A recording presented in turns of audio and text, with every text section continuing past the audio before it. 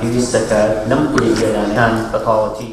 خولی چوارەمی پەرلەمانی کوردستان ئەو خولە بوو کە هەر لە ساتی دەست بەکاربوونیەوە بە چالاکترین خول هەژمار دەکرا و هاوڵاتیان ئومێدی زۆریان پێبوو بەهۆی ئەوەی ببوویە پاڵپشت بۆ داواکاری و مافەکانیان. بەڵام لە نیوەی تەمەنیدا و لە گەرمەی چاوەڕوانی هاوڵاتیاندا حیزبێکی دەسەڵات با بڕیارێکی حیزبی پەرلەمانی کوردستانی بۆ زیاتر لە 2 ساڵ پاکخست. ئەندامێکی پەرلەمانی کوردستان ئاماژە بۆ ئەوە دەکات بۆ ڕێگری لە سەروەری یاسا و دروستکردنی بربەست لە بەردەم هەڵدانەوەی دۆسیەکانی گەندەڵی. حیزبی دەسەڵات پەنای بۆ پاکخستنی پەرلەمان برد. ئەوانەی کە پەرلەمانیان پەخست ئەوانە بوون کە نەیان دەویست یاسا سەروەر بێ، نەیان دەویست ئەو یاسایانی کە دەرەچێت وەکو خۆی جێبەجێ بکرێ و نەیان دەویست کە پەرلەمان بە ئەرک و ڕۆڵی ڕاستەقینەی خۆی هەستێ. بێگومان لێپرسینەوە و لێپێچینەوەی دەکرد لە دەسەڵاتی جێبەجێکردن.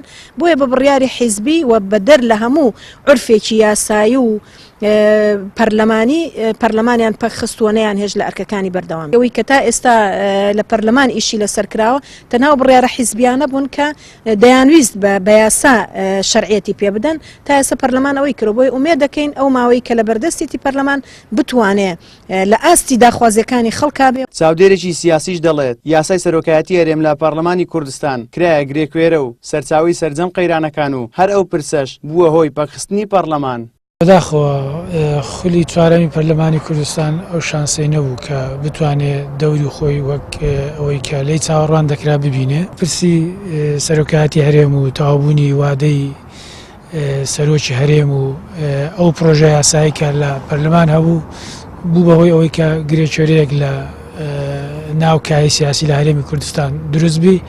ئەو بەداخەوە هەر ئەو گرێکچێرەی سەرۆکایەتی هەرێم بووە مای کۆمەڵێک نەهامەتی و چەقبەستنی سیاسی لە هەرێمی کوردستان. پارتی دیموکراتی کوردستان دایخست ینی بە بڕیارێکی ینی حزبی و ئەوە تەواو لە دەرەوەی با بڵین ڕێکارە یاسایەکانی خودی پەرلەمانە لە بەرەوەی پەرلەمان بۆ خۆی پێڕۆی ناخۆی هەیە.